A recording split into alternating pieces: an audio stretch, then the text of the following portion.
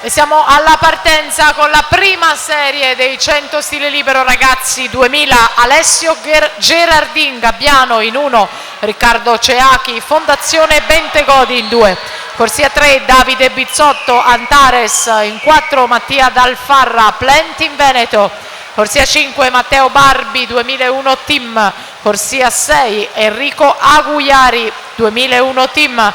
In 7 Tommaso Trentin Nuoto Vicenza Libertas, in 8 Eris Comin Mirano Nuoto. Intanto 28:39 il passaggio più veloce di Alberto Toniolo dall'8ª corsia.